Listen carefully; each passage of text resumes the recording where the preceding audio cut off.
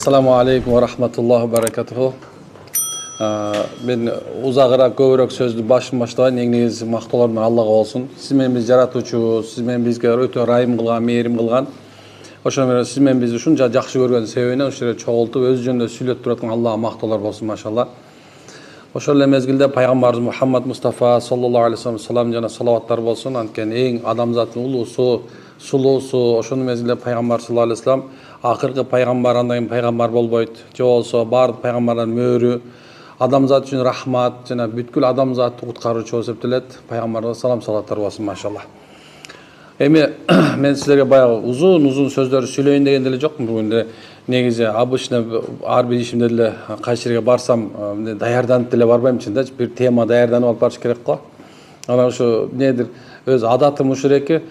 Канча китепти карап деле ошо даярдап ушуну айтам деп келсем эле болбой эле башка нерсе чыга берет мендечи. Эмне үчүн балким силердин жүрөгүңүздөр, талабыңыздар, мүдөөңүздөр балким башкадыр. Анан албетте биз эң биринчиден улутубуздун ошол эле мезгилде динибиздин туубуздун коргоочулары деп эсептелебиз баарыбыз тең. Эркек деген ушунча чоң бир жазуу экен. Эркек да, башкача жазуу да. Эмне үчүн десе, субханалла, бул Алла Тааланын алдында эркек болуп жаралыштын өзү бакыт экен. Эркек деген сөздүн ар жагында эгерде кимде ушу баягы кыргызча илгери бир нерсе эркекче деп эле кол кармаш бүтүп коет элек да. Эркекче болду. Анан ошо менен иштин баары бүтчү да. Анан азыр башкача болуп баратат. Эми айтайын дегеним ошо азыр ушул жерде эркектер турасыздар, машалла, бир аз эркекче эле биз ким экенибизди, кандай кылышыбыз керек экен, кандай жашашыбыз керек экен деген, эркектер кандай жашаш керек экен, эркектердин максаты кандай экен деген сөздү машалла айтып бергим келип атат да. Баардыгыңар ушул жерде турганыңыздар баардыгыңар бир кандай бир иштерди бир аркалап келатасыңар, же болбосо бир кандай бир жашоодо өзүңөр идея, бир максаттарды коюп алып туруп, ошол идея, ошол максаттын аркасынан кетип бараткан нерселер турабы? Албетте Алла Таала эркектин өзүнө бүткүл адамзаттын деп коеюн, адамзаттын ичинде субханалла ар кимге ар кандай жөндөмдү берип туруп жараткан. Мисалы бирөө элдин арасында жүрүп, ага сүйлөп, ошо элге түшүндүрүп, же болсо бир кандай бир иште алдыда лидер болуп кетиш үчүн да чоң деген бир эмгек керек экен да. Бирок ошол эгерде сенин ыгыңда, шыгыңда болбой турган нерсе болсо, ыгыңда же шыкта сенде болбой турган болсо, ал нерсени алып кетишиң өтө оор болот экен. Ал бирөө ошол менен мисалы кээ бир адамдарга жанына барып алып деле өтө мисалы сен момдо болушуң керек, келдеңече кулагына куя бере турган болсо деле баягы ошол нерсени кыла албайт экен да. Бул өзү ошол адамдын жеке жүрөгүндө болгон умтулуу биринчиси, экинчиси ошол нерседе ийгиликке жетүүнү каалоо. Мына ушул негизи аракет кылуу менен каалоо экөө бир болуш керек экен ар бир нерсе. Ошону биз айтабыз, Алла Таала Куранда, пайгамбар саллаллаху алейхи ва саллям сүннөтүндө баардык амалдар ниетке байланыштуу деген. Демек, эки нерсе дайым такай субханалла сиз менен бизди алдыга жүткүнтөт, ошол нерсеге жеткизет экен да. Эки нерсе экен. Эмне экен? Ар бир нерсе субханалла каалоо экен биздин ниетибиз. Эми ошол нерсе, ошол ниетибизди ишке ашыруу үчүн эмне кылат экенбиз? Амал кылат экенбиз. Мен бир окуядан баштагым келип атат, карап турсаңыздар кайсы десе, Султан Мурат деген болгон. Эгер эсиңерде тарыхты окуганыңыздар болсо, ушундай бир эменин исламда халифаттыкта же болсо ушундай чоң бир эмеде Султан Мурат деген өтө бир чоң бир падыша өткөн. Ал ошо Султан Мураттын заманында бизде азыр илим, билим, технология дегендер ошол эмезде эң биринчи роботту мусулмандар жасаган, билесиздерби? Ошол Султан Муратка ошол роботту биздин эң биринчи Ибн Жаузия деген чоң бир аалым ушундай бир жасап туруп, анан кийин алдына кол алдына алып келип берген экен. Ал иши ушул болгон, баягы падышага акырын келип туруп, месине сууну алып, сууну менен алып туруп, толтурулган сууну алып келип туруп, анан колуна даарат алып бергенде куюп койгон. Анда куюп берген. Робототехника деген билесиздерби? Робототехниканы азыр мисалы японецтер мында мен көчө көрдүм, карап отурдум. Мен негизи өзү технология өтүп башка нерсе го. Анан ушу кызыгып карап отурсам, анан бир нерсени өттүм да. Азыркыла минтип кыймылдап аткан болсо, ушул баягы робот кадимгидей колуна суу куюп берип, анан ушуну кайра ордуна туруп турчу экен да. Ушундай нерсени алып келип берген экен. Ошол Султан Мурат өзү ушундай бир күнү өзүнүн мамлекетиндеги ыктуу шык менен болгон адамдардын баарын чогулткан экен бир жерге.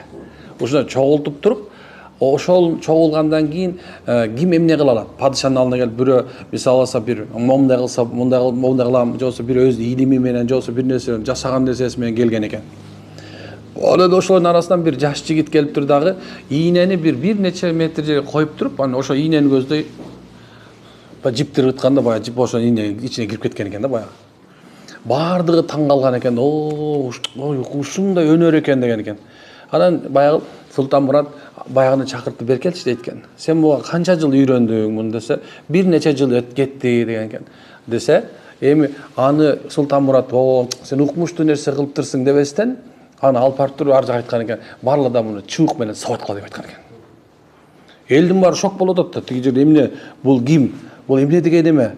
Уктум эле ийнеге баягы жипти баланча мисалы азыр мисалы монтуп сала албайбыз го, туурабы? Эми ал эмне экен? Ыргытса бар сайылып калат экен да. Баягы кирип кетет экен. Анан баягы элдер сөйткөн, падышам, бул ушундай бир өнөрлүү болуп аткан болсо, сен эмне себептен мындай кылдырдың? Эмне үчүн сабат атасыз айткан экен. Канча жыл кетти? 2 жыл, 3 жыл өмүрү текке кетиптир да, бир ийнени жөн мындай жиптиргытыш үчүнчү. Ал эч кандай пайдасы жок нерсени үйрөнүп алган экен да. Көрсө ал көп убактарда биздин азыр ушул заманда пайдасы жок нерсени көбүрөөк үйрөнүп алышып туруп, ошол нерсени мындай өнөр катары же болбосо ошол нерсени мындай алдыга жылуу бир ийгилик катары эсептеп алышты, туурабы? Байкасаңар, кээ бирлери жана буттарына мындай шак деп секирип туруп жанагындай бир эмне койсо, жанагындай эмне деп койсо, жана 4 дөңгөлү бар кичинекейчи. Иә. Скейт. Аны барып туруп ушундай секирип келип турган бир нерсеге чыгып алып ылдым этип койсо, анан секирип келип тигин үстүнө отуруп алса, муну укмуш, ой деп биз ушундай болуп атат го, туурабы? Эмне экен? Султанмураттын сабагы ушул болгон, бул адамдарга пайдасы жок нерсени 2 жыл үйрөнүп, өмүрүн текке кетирди деп айткан экен да. Демек, ушулдан ала турган ушул экен, туугандарым менен силер баарыңар жаш балдарсыңар, силер менен биз үчүн негизи эң чоң мындай баалуу нерсе бул убакыт болуп эсептелет. Ошол себептен убактыңыздарды кереги жок нерсени үйрөнүү үстүндө аракет кылып, өзүңөрдү өмүрүңөрдү өткөзүп албагыла деген аракетти айтышым да.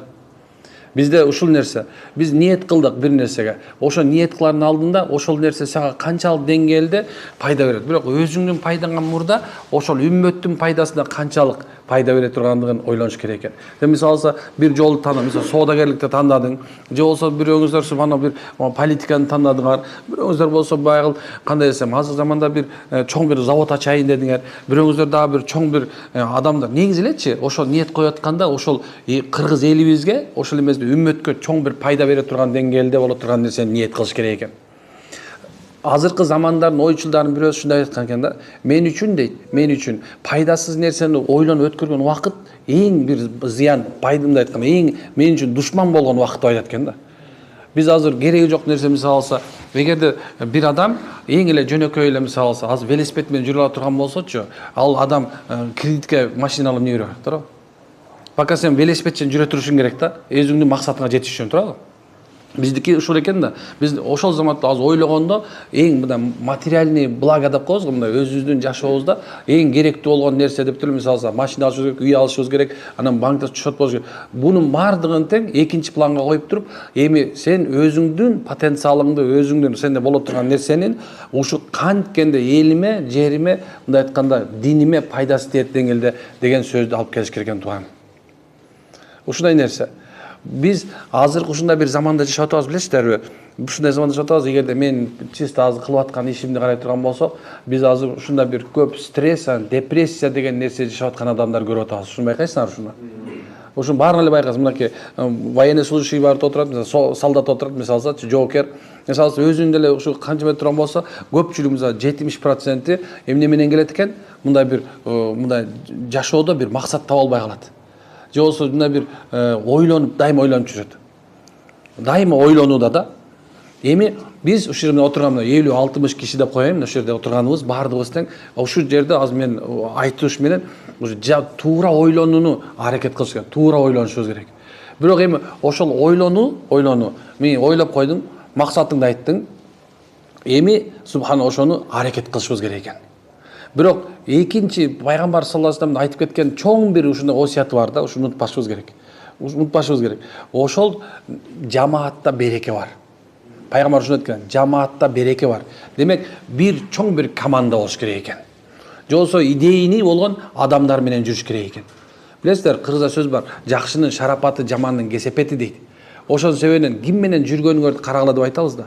Эгерде чыныгы ийгиликке жетип, же жашоодо максатыңа жеткиң келип аткан болсо, анда эмне экен? Эми жамаат менен бирге бол. Сен идеяң бир боло турган, бирок ушундай чоң бир нерсе бар да. Менден сурай беришет. Дос кандай болуш керек? Кандайды дос кылышым керек? Ким менен дос болушум керек деп сурай беришет да. Анан мен ушул нерсе көп айтам. Дос болуш үчүн бир окуя бар. Мен ушуну айтып берем, бирок узак болуп кетпеш үчүн мына кыска айтып бериңер керек. Бир үчөө жөнүндө, 3 адам жөнүндө бекем бир узун бир хадис бар. Пайгамбардын осияты бар. Узун. Аз бул нерсени ойлой турган болсоңор, мындай кээ бирлерин айтышы мүмкүн. Эмне тиешеси бар деши, бирок аягында түшүндүрүп берем иншалла. Биринчиси, бир 3 адам жолдо кетип барат, чоң бир нөшөрлөгөн жаганга калыптыр. Бул хадис сахих, Бухариде келет. Абдан чоң нерсе. Анан ошол үчө келе атканда катуу жагандан кийин алар угулуп атабы? Катуу şu менен микрофон менен. Халас. Демек, угула катуу болуп кетти, мейли. Демек, ошо үчөөнүн бара турган жери калбаптыр дагы бир үңкүргө кириптир. Ошондон баягы жааган катуу жаагандан ошондон артынан бир чоң бир таш түшүп туруп үңкүрдүн оозун жаап калыптыр. Ойлоп көр, кичинекей үңкүрдө үчөөн калдың. Акырында сурайт экен, эмне кылабыз эми? Ар түртүп көрөт, бери түртүп көрөт, такыр чыгара албайт. Мына ошол мезгилде айтат экен үчөөнүн бирөөсү. Кел бир Кудайга дуа кылалы. Бир Алла Таалага дуа кылалы. Алла Таалага дуа кылып, андан сурайлы. Десе, кандай сурайбыз? Бир жакшы кылган амалдарыбызды айталы. Бирөө баштаптыр. Алла, мен ушундай бир адамды жумушка алдым. Жумушка алгандан кийин ал иштеп атып, бир нече убакыттан кийин менин алдыман кетип калды, бирок айлыгын алган жок менден. Бир күндүк оокатын алган жок. Анын малын берген акча, ала турган акчасын мен бир мал алып койдум да, бир нече жылдын ичинде ал көбөйүп кетти. Бир күнү баягы адам кирип келип, Алланын пендеси, Кудайдан корккун, мен акымды бер деди. Мен ага, мынакей, буунун бардыгы тең сеники. Десем, мен шылдыңдаба Кудайдын пендеси деди. Мен айттым, эчтен шылдыңдаган жок, мештен жок, бул сеники. Десем, баягы алды дагы дейт, кетип кал дейт. Мага рахмат деп айтып койгон жок дейт. Алла, эгерде ушул ишти сен үчүн кылган болсом, анда сен мени ушул байладан бизди куткар. Дегенде баягы таш мынчалык жылыптыр. Бирок ар жагынан эмне кичинекей бир жарык көрүндө бир жылбай эмес. Экинчи адам баштап айтат экен, Алла, менин дейт, менин атамдын инисинин кызы бар эле дейт. Өтө жамалдуу, сулуу эле, мен ушуну жакшы көрүп калып, анан ошого көптөгөн колдон келишинче нике кылганга аракет кылдым, бирок болбоду дейт. Акырында кандай жол менен болсо да меники болот деп аябай эңсеп жүрдүм. Бир күнү каатчылык заман болду. Элим ачкачылык болгондо мен колумда бар болгон себебинен баягы менин агамдын кызы мага келди дейт. Агасынын бир тууган алысыраак, бул эки двоюродный деп коет го орусча, билесиздер. Эми ошондой алысыраак мага келип, мага жардам бер дегенде, мен өзүмдүн оюмду айттым ага. Сен ушундай кыла турган болсоң, анда мен сага берем. Дегенимде ал макул болду. Бир нече убакытта мынакей деп өзүмдүн ишиме киришерде, Алланын кулу, Кудайдан коркпойсуңбу? Карап турган Алладан коркпойсуңбу дегенде, мен таг астындагы ага берген 120 алтынымды кошо айттым, ал да кеткин. Экинчи мага көрүнбө дедим, Алла. Эгерде ушу чыныгы ушу ишти сенден коркуп туруп кылган болсом, анда сен мени бизди ушул жерден куткар деди. Таш дагы жылды дейт. Үчүнчү адам айтып аткан, Алла, мен колумда бар адам элем. Көптөгөн малым бар эле. Бирок ушундай бир адатым бар эле дейт. Ата энеме кечки сүттү саап келип туруп бермейин, эч качан эмне кылбайт элем? Сүттү ичпейт элем. Эч качан ошол сүттү мен колдонбойт элем. Дегенден кийин баягы айтып аткан, убакытым өткөн сайын акырын малымды айдай берип, көп узагыраак жака айдап салыптырмын. Кечинде келгенче ата энем уктап калыптыр. Мен аябай кейидим дейт. Балдарым ыйлады, аялым бере бербейсиз деди. Жок дедим, ата энем ичпейм, мен бербейм муну. Таңгамал ата энем качан тургандан кийин мен аны бердим. Ата энеме бердим. Алла, ушул ишти эгер сенин ыраазылыгың үчүн кылган болсом, анда sen meni bizdi ушунан куткар дегенде таш ошол жерден субханалла кулады дейт. Таш байдан кулап туруп ошол жерден кутулуш дейт. Айта турган максатыбыз эмне десе, мына ушундай бир качан сенин башыңа байла келип, мына ишкерсиңер, иштеп атасыңар бир жерде, иш кылып атасыңар, мына ошол качан башыңа бир байла келген мезгилде сен үчүн дуа кыла турган досуң болбосо, анда сенин досуң жок экен. Демек, жамаат менен бирге болду да эң чоң нерсе эмне экен? Ушул сени жаныңда жандап жүргөн, сени ушундай бир коргоп жүргөн мындай досуң болбосо, анда субханалла сен анда бул дүйнөдө сөзсүз акыртуу жеңилет экенсиң. Демек ушул 4 нерсе бизди дайыма колдош керек. Дайыма жанында болуш керек. Ниет кылуу, ошо аракет кылуу, жамаат менен бирге болуу, жана жаныңда мындай айтканда дайым такай сени колдоп тура турган досуң, жан берген бирге болуш керек экен. Эгер кимде бул болбой турган болсо, анда канча аракет кыла турган болсо да акыртуу эмне болот экен? Жоктук айланат экен. Демек, биздин жашообуздачы диндин орду, мына силер азыр кылып аткан ишиңердин баарына, менин да кылып аткан бүт ушундай бир мындай баардыгын эмесин угуп көрдүм. Ойлорду угуп көрдүм да, канча деген ишкерлерди угуп көрдүм, бизнес коучтарды угуп көрдүм, жеке алар менен отуруп көрдүм, угуп көрдүм, сүйлөшүп көрдүм, пикир алышып көрдүм. Ошолордун баардыгы тең 24 сааттын ичиндеги пайгамбардын жашоосунан башка эчтекен айтышкан жок мага. Бирок ушунча деңгээлде экен пайгамбар саллаллаху алейхи вассалам 24 саат пайгамбар эмне кылса, ошону кылсаң ийгиликке жетет деді. Бирок бир нерсени айтышкан жок да. Баардыгы тең бул дүйнөдө ийгиликке жетесиң дегенди айтып атышты магачы. Бул дүйнө мына бизнесиң ордуна турат. Ошо себептен бүткүл жанагы айтып аткан баардыгы сен азыр ийгиликке жетесиң, байлык чөнтөгүңдө болот, каалаган нерсе сеники болот деген сөз айткан, бирок эртең ахирет күнү Алланын момун кылбасаң жооп бересиң деп айтпайт экен да. Ал жерде баары бар экен, бирок намаз окуу, орзо тут, ажылык кыл деген нерсе жок экен да. Бирок эң негизи бир канаттуу чымчык экен да, жерде эле жүрө берет экен. Эмне экинчи канат жок экен. Ошол себептен эгерде мына сиз баарын айта турган нерсе ушул эки, мына көптөгөн нерсени айтып атат да, бизде көп нерсе айтып атышат, бирок көп убакыттарда субханалла дин жөнүндө келгендечи, эми мен пока азырынча иштеп алайын, азырынча могу аракет кылайын, жашмын, момундай кылып алайын, кийин деле жетишем деген ойду бизге боякка киргизип койгондор көп, абдан көп. Ишкерлерден сурай турган болсоң, убактым жок дешет. Бирок эң чоң негизги нерсени калтырып коюшат да. Эми карайлы, намаз бул денеге баш сыяктуу, туугандар. Денедеги баш сыяктуу. Пайгамбар саллаллаху алейхи вассалам айтат, чынчыл дейт, чынчыл. Жана ибадаткөй соодагер бейиште пайгамбарлар менен бирге болот экен, тууган. Соодагер деген нерседе пикири өскөн, алдыга боло турган, жана ушундай бир дайыма ийгиликке жете турган сөздү айтып атат. Мына ушул нерсе менен жетип атат да. Карасаң, субханалла, чынчыл болуш керек экен, андан кийин эмне экен? Ибадаткөй болуш керек экен. Бул нерсе зарыл экен, тууган. Бир нерсени дайыма мен бүгүн ушундай бир силерге кандай нерсе кылып берем деп туруп 4 нерсеге көңүл бурайын дедим. Бир 15-20 мүнөттө сүйлөп турам, калган суроо жооп менен кытайын дедим да. Анткени себеп мындай силерден болгон нерсеге мен жооп берсем дедим да. Эми айта турган нерсе аябай көп. Мисалы, Абдурахман ибн Ауф кандай болгон, ушундай сахабалар кандай өскөн, кандай кыла турган деген нерсени аябай көп жооп берсем, айтсам болот да. Бир айтайын деген нерсем ушул жерге, тууган, караңыз. Эми сиз чыныгы адамдык качествоңузду өстүрүңүз эми. Мына адамдык качество деген адамкерчилик деген нерсе бар. Бул эң важный нерсе. Эгерде ийгиликке жеткиң келе турган болсо, анда субхана кичипейилдүүлүктү, жөнөкөйлүктү биринчи орунга коюшуң керек. Эгерде кичипейилдүүлүк, жөнөкөйлүк болбосо, сен шим костюм кийип алып, мындай чоң машинада жүргөнүң менен эч качан жакшылыкка жетпейсиң. Анткени билесиңер, чоң эмеде жашоодо болуп аткан чоң ийгиликке жеткен адам көпчүлүктөрүчү азыркы мезгилде көчөдө мусор терип жүрөт, байкайсыңарбы? Эгер ийгиликке жеткен адам көчөдө машинеси менен токтоп туруп, көчөдө жаткан баклажканы алып туруп, машинеси алып барып мусорго салгандан эч качан эрикпейт. Ал ошонусу менен эмне болот экен? Ал ошонусу менен артык болуп эсептелет. Адамдар акча менен, бийлиги менен, жакшы кийим менен, жакшы машинеси менен эч качан субханалла ийгиликке жеттим деп айтпаш керек. Демек, адамдык сапатты өстүрүүгө аракет кылыш керек. Адамдык сапат, мисалы мен бүгүн көчөндө айтып бердим, бул жерде анча-мынчаңыздар отурасыздар, ошо сабакта болгонсуздар. Пайгамбар саллаллаху алейхи вассаламдын бир сапатын айтып атам да. Пайгамбарыбыз саллаллаху алейхи вассалам эң чоң ийгиликке жетишинин, пайгамбарды Алла Таала ийгиликке жеткизген бир себебин өзү айтат. Эй Мухаммад дейт, biz seni deydi, adep ahlактын, кулук мүнөздүн эң бийик чегине чыгарып дейт.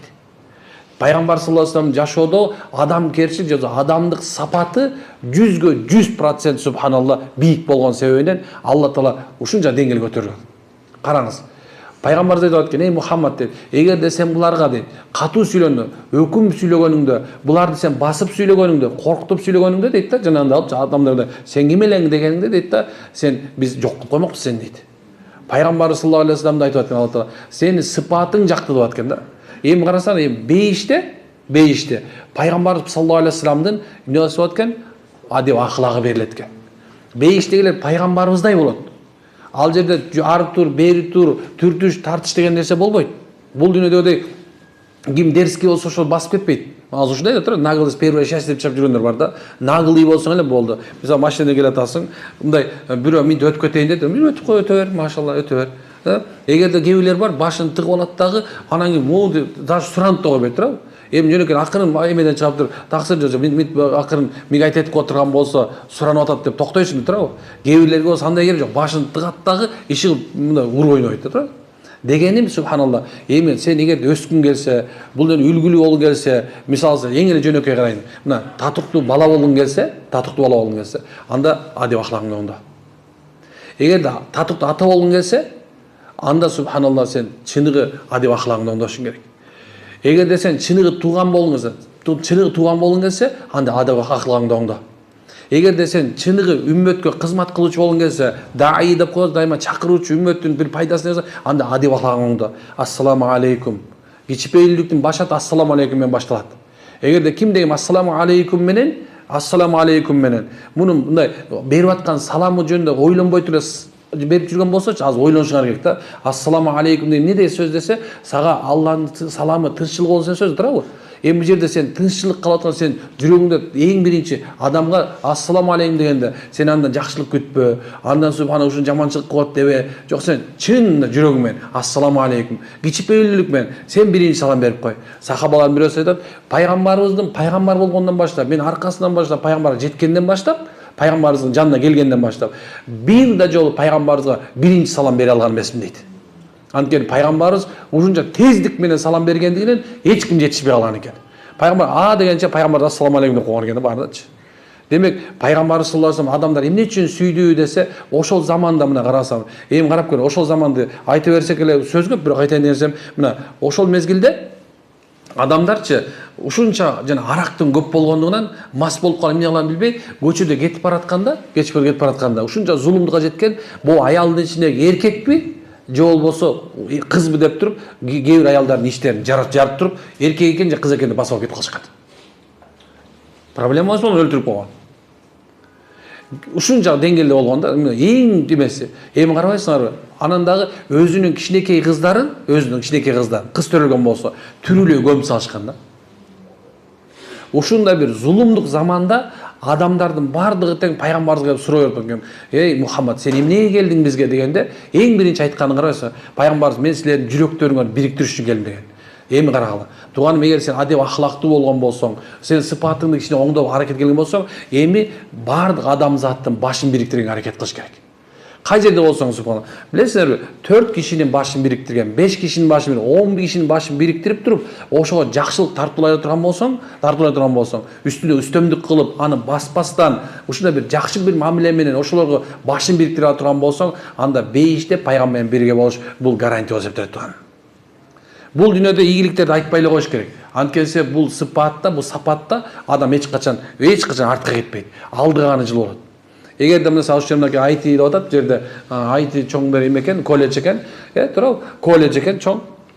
Бардык тең компьютерчтин баары тең чыгып алып туруп, көчөнүн бардыгы тең компьютер менен болуп калган болсо дагы, чийип коятканда, мындай адам ушундай отурган болсун. Бул жерде мисалса бир жанагындай бир башка мамлекеттерде 100 этаж, же 200 этаж дебейин, 100 этаж, 150 этажга чейин салынып кете турган болсо дагы, эгерде адамдардын сапаты, сыпаты, мүнөзү, характери деп коелу да, адамдык сапаты жоголо турган болсочу, болбойт.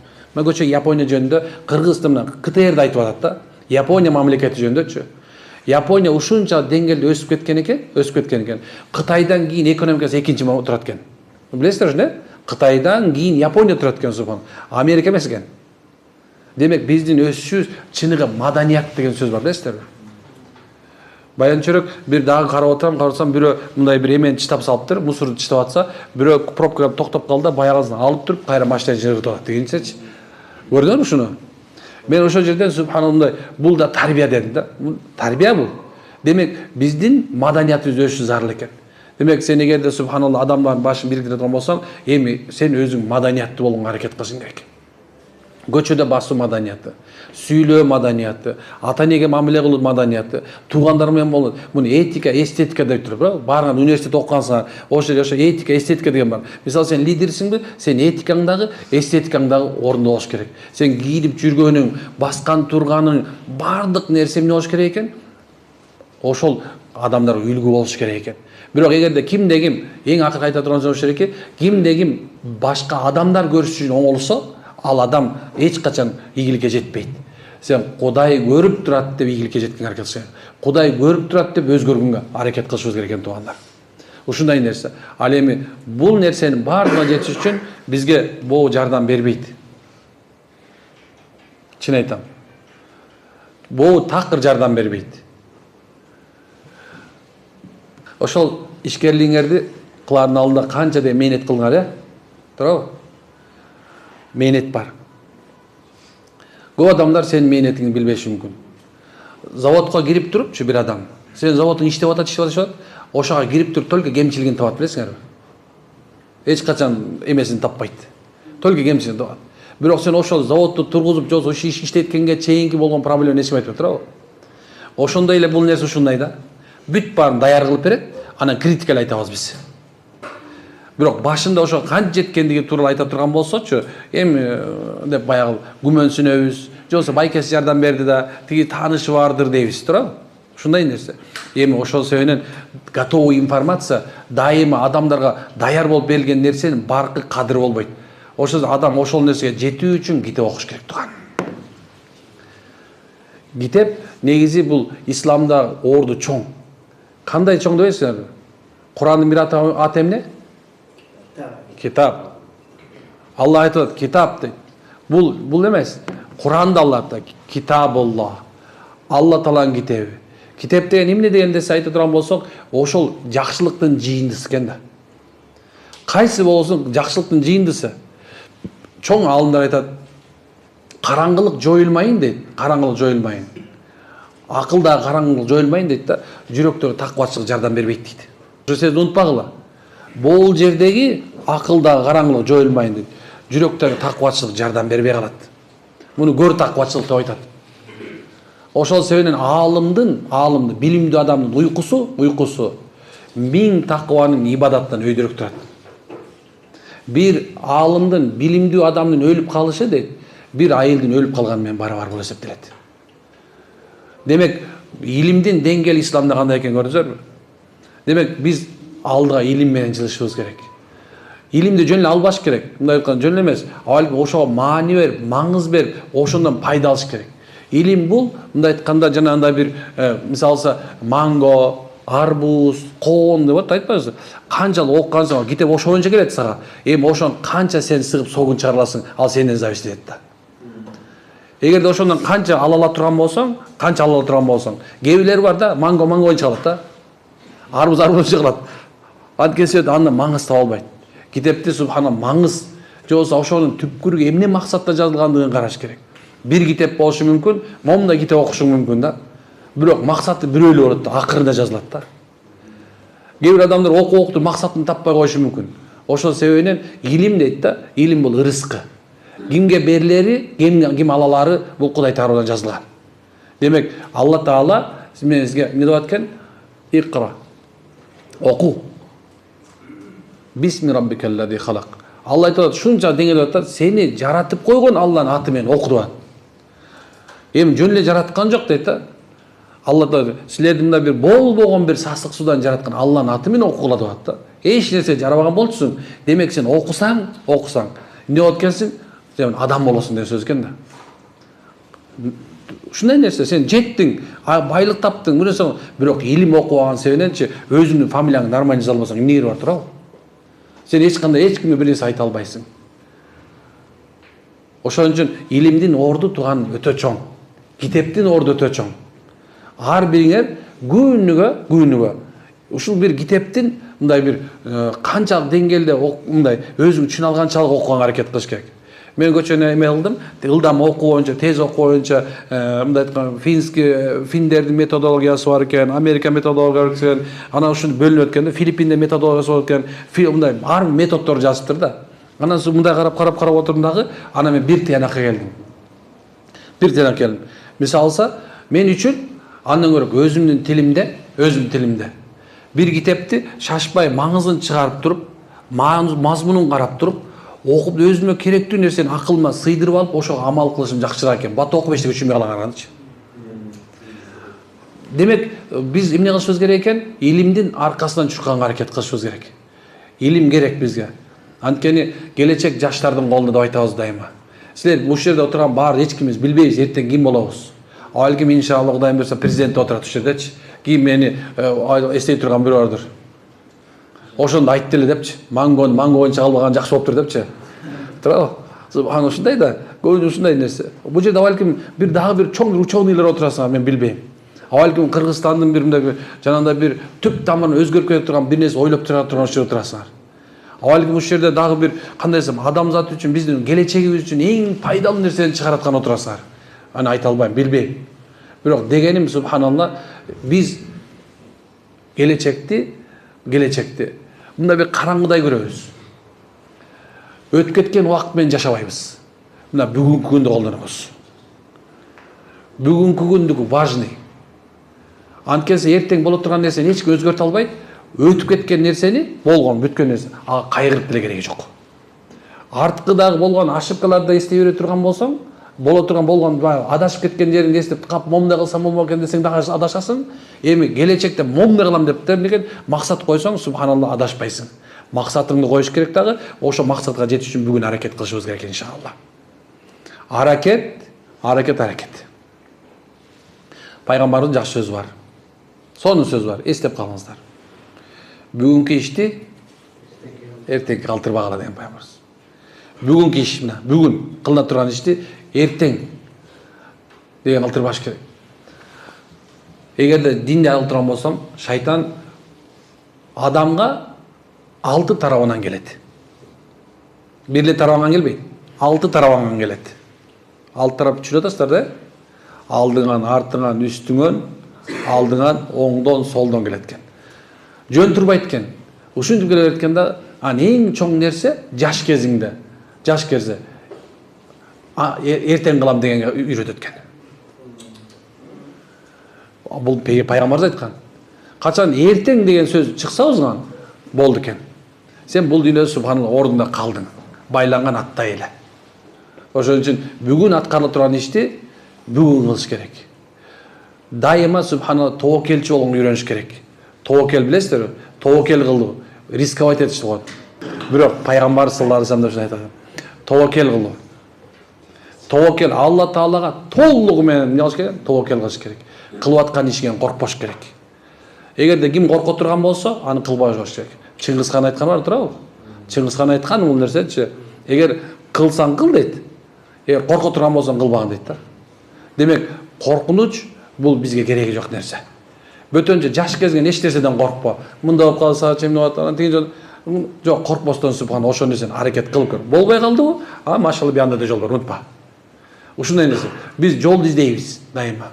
Демек, дайым такай аракеттин үстүндө болушубуз керек экен. Мен көп убакыттарда айтам, мындай сурайм да, эмне болду десем, устаз дейт, эмнегедир болбой дейт да. Уже мен кылгым келбей калды дейт. Капага түшүп алган да, кайгырып алган. Мындай билесиздерби, эгерде Алла Таала сен 99 жолуң жаап койгон болсочу, бир жолуңду ачып коюп койгон да.